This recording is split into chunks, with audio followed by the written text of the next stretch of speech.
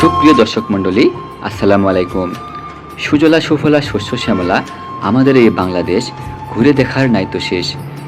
এরই ধারাবাহিকতায় আমরা এসেছি কুড়িগ্রাম জেলার উলিপুর উপজেলায়। এরপর উলিপুর স্টেশন থেকে নেমে আমরা চলে আসলাম উলিপুর থেকে প্রায় 12 কিলোমিটার দূরে বজরা ইউনিয়নের তিস্তা নদীর চরে। নদী পাড়ে এসে চোখে পড়ল সেখানকার মনোরম দৃশ্য। গ্রীষ্ম মৌসুমে এখানকার মানুষজন কেউ বা ধান শুকাতে ব্যস্ত, কেউ বা ভুট্টা শুকাইতে ব্যস্ত, আবার কেউ বা বাদাম শুকাইতে ব্যস্ত।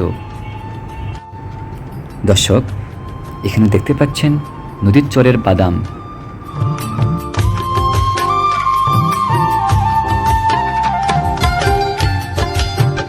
সেখানে আরও দেখতে পেলাম নদীর চরের শিশু কিশোরদের ফুটবল খেলা। এছাড়াও তারা বিভিন্ন ধরনের খেলাধুলা নদীর চরে খেলে থাকে।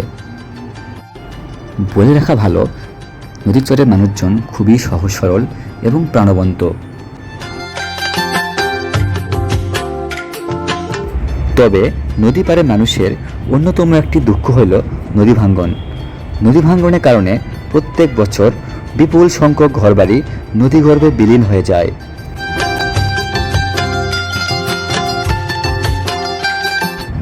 তবে শত বাধা বিপত্তি থাকা সত্ত্বেও এখানকার মানুষজন এভাবেই জীবনযাপন করে থাকেন।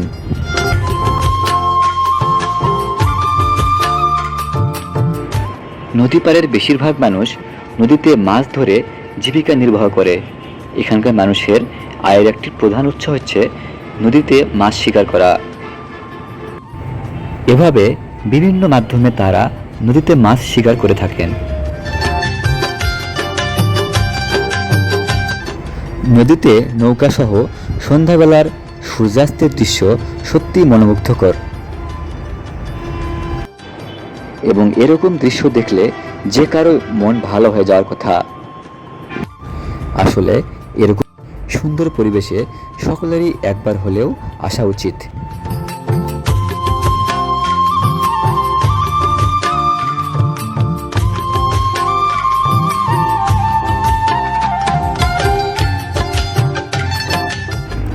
নদী পাড়ের সবুজ শ্যামল ফসলের মাঠ এবং সেখানকার খোলা প্রাকৃতিক হাওয়া যে কারো মন ছুঁয়ে যাবে।